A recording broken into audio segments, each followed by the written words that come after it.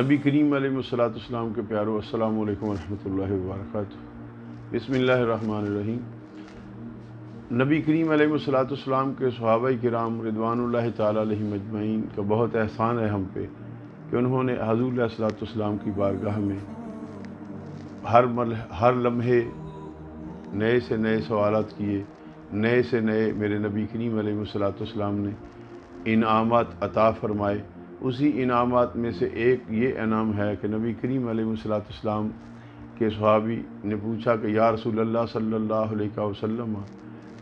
کس کے پاس بیٹھنا چاہیے؟ تو میرے آقا کریم علیہ السلام نے ارشاد فرمایا، جس کے راوی ہیں حضرت انس رضی اللہ تعالیٰ عنہ،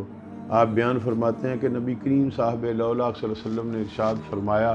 کہ جو مومن قرآن مجید پڑھے اس کی مثال ایسی ہے جیسے سنگترے کی، یعنی اس کی خوشبو جہان میں پھیل جائے، یعنی جہاں بھی سنگترا ہوتا ہے اس کی خوشبو پھیل جاتی ہے۔ اور نبی کریم علیہ السلام نے فرمایا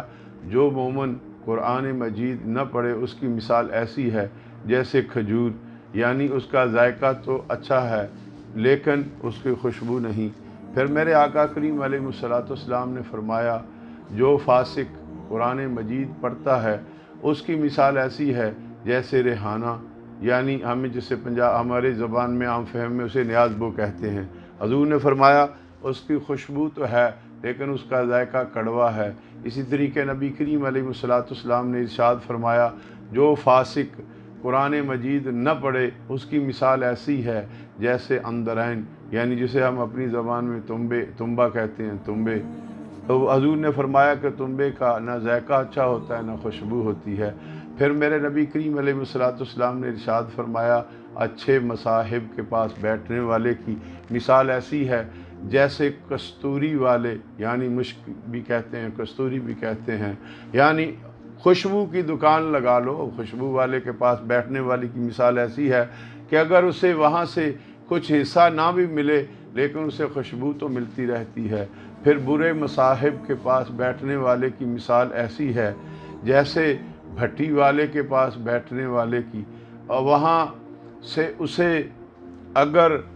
اس کو کیا کہتے ہیں سیاہی نہ بھی لگے لیکن پھر بھی اسے دھواں تو پہنچتا ہے۔ بات یہ ہے میرے نبی کریم علیہ السلام کے پیارو، حضور علیہ السلام نے فرمایا اچھوں کے پاس بیٹھو گے تمہاری خوشبو بھی اچھی ہوگی، تمہاری بات بھی اچھی ہوگی، تمہیں زمانے میں عزت بھی ملے گی، تمہیں زمانے میں وقار بھی ملے گا، لوگ اچھی نگاہ سے بھی تجھے دیکھیں گے، اور پھر کیا ہوگا کہ تجھے ہر پل ہر مومن دعا سے یاد کرے گا۔ اور برے وہ لوگ جو لوگ اپنے طاقت کے بل بوتے لوگوں پہ ظلم کرتے ہیں، لوگوں کے مال کو غصب کرتے ہیں، لوگوں کی جائیداد کو غصب کرتے ہیں، میرے نبی کے غلاموں کو تکالیف دیتے ہیں، میرے آقا کے پیاروں پہ ظلم کرتے ہیں، ان لوگوں سے بچو، چونکہ سرکار نے فرمایا ان لوگوں کی مثال ایسے ہی ہے جیسے بھٹی والے کے پاس بیٹھنے سے